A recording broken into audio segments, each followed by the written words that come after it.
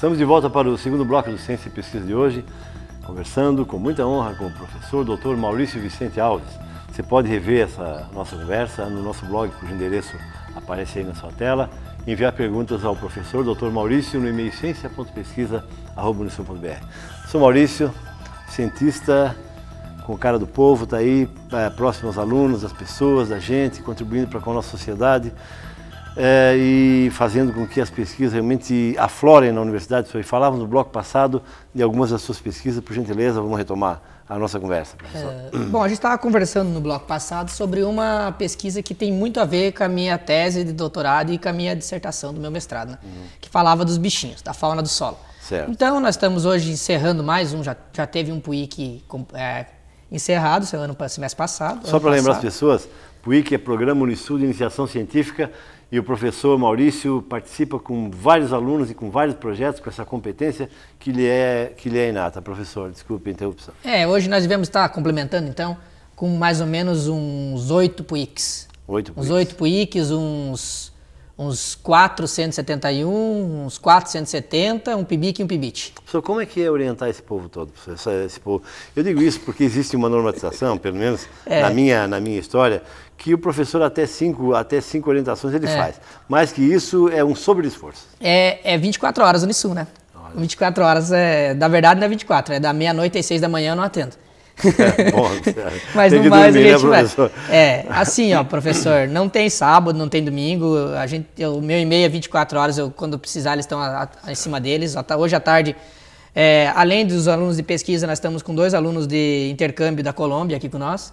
Então eu estou orientando um deles também. Hoje à tarde passei a tarde no laboratório. No curso de agronomia, No curso de agronomia, isso. No curso de agronomia. Eles vieram do 9º período de agronomia lá, estão se formando e o estágio final aqui com nós. Olha que interessante. Então a gente está envolvido com eles muito. É óbvio que eu estou aproveitando eles junto, ajudar os PUICs, né, as outras pesquisas dos alunos, mas tem que estar lá junto, tem que estar no laboratório, tem que ir para campo, tem que estar sempre junto. Então eu venho de manhã, de tarde e à noite direto na faculdade. Professor, além desses 2 projetos que falávamos, que são também algumas derivações do seu mestrado e doutorado, quais projetos mais, professor, você está orientando? Bom, nós estamos com uma lista de projetos aqui, eu não vou citar todos porque é muita coisa, mas basicamente nós estamos trabalhando hoje com utilização de rejeitos. A minha empresa tem algum rejeito, principalmente, que nem, eu vou citar um exemplo, a Samplast ali tem um rejeito de plástico, que eles usam na lavação ali, sobra um rejeito à base de tanino. E aí a gente está utilizando isso para ver se serve como substrato, se serve como adubo para as plantas. A Tractebel sobra uma cinza. A gente está utilizando a cinza da Tractebel para ver se serve como substrato para produzir floríferas, ou para produzir árvores florestais, que então são coisas que não é para alimentar, porque provavelmente a cinza tem metal, então a gente está avaliando isso. Então, trabalhando com rejeitos, utilização de rejeitos. Bastante coisa em água. Avaliação da qualidade do rio Tubarão, principalmente, parâmetros físico-químicos, metais, metalóides, elementos traços, alguma coisa de DQO, DBO. Professor, certo, eu queria te interromper para fazer uma pergunta que as pessoas seguramente podem estar curiosas para saber. A nossa região, professor, tem muito problema com rejeitos, não apenas com resíduos sólidos, mas também com particulados. Como é que tu vês a fotografia da nossa sociedade nessa direção, da nossa região, professor? Professor, a gente tem muita coisa, muito resíduo, né? Desde das indústrias aí que a gente tem, até dentro de casa, produz resíduos.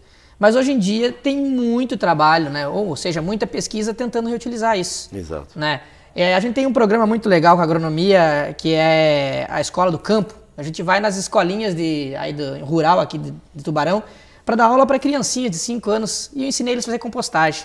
Mas quem é que vai nessas escolas? Eu fui pessoalmente dessa vez. É mesmo? A gente se desprende uma tarde ou um dia, às vezes, para ir lá na escola, conversar com eles, é muito legal isso. E a gente ensina a fazer compostagem.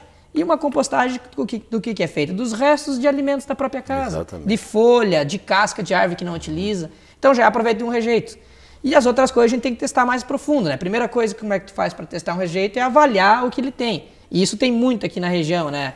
Até tinha um rejeito esses dias que eu estava conversando com a professora Mara, do pessoal da lavagem de tecido, sobrava um rejeito.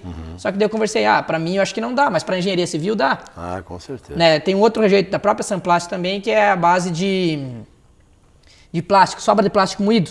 Para mim não dá de pôr na agronomia, dificilmente, mas para engenharia civil também dá. Engenharia civil, engenharia química industrial, às vezes, né? química industrial. Então, polímeros, trabalho muito. Polímeros, eu passei já para o professor Ismael, já, né? Conversei desculpa, com o professor César aí, a gente vai distribuindo e trabalha com todo mundo junto. Professor, esse então são exemplos de trabalhos com reaproveitamento de resíduos, né? E que mais? Quais projetos mais poderia citar nesse nosso curto tempo, né, professor? A gente tem também bastante coisa na área da qualidade da água do rio e de balneabilidade das praias.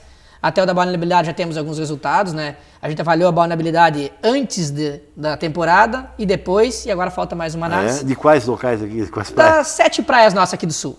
Imbituba, Laguna, Jaguaruna, nessas regiões nossas aqui. Perfeito. Detalhe, antes da praia estava ótima a nossa água, não tinha nem coliformes, não tinha nada. Após a praia, após a temporada, toda contaminada. Que detalhe, quem está contaminando, né, professor?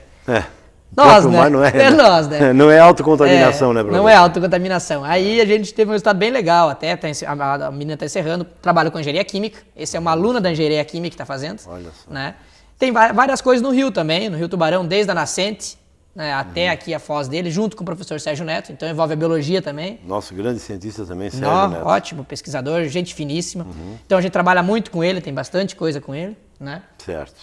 E também temos alguma coisa na parte de avaliação de biodiversidade geral, lá que a gente está ainda em planos de executar lá no Parque Estadual da Serra Furada. Então nós vamos falar sobre isso no bloco seguinte, pode ser, professor? Ótimo, professor. São tantos os projetos que o professor Dr. Maurício Vicente Alves não sabe sobre quais fala. Isso é a abnegação de um cientista, de um pesquisador que procura diuturnamente aí se dedicar à nossa sociedade, à nossa universidade, fazendo com que tenhamos aí seguramente dias melhores. Você pode rever essa conversa que nós estamos tendo, essa agradável conversa, no nosso blog, cujo endereço aparece aí na sua tela, e enviar perguntas a esse jovem cientista no e-mail ciência.pesquisa@unisul.br.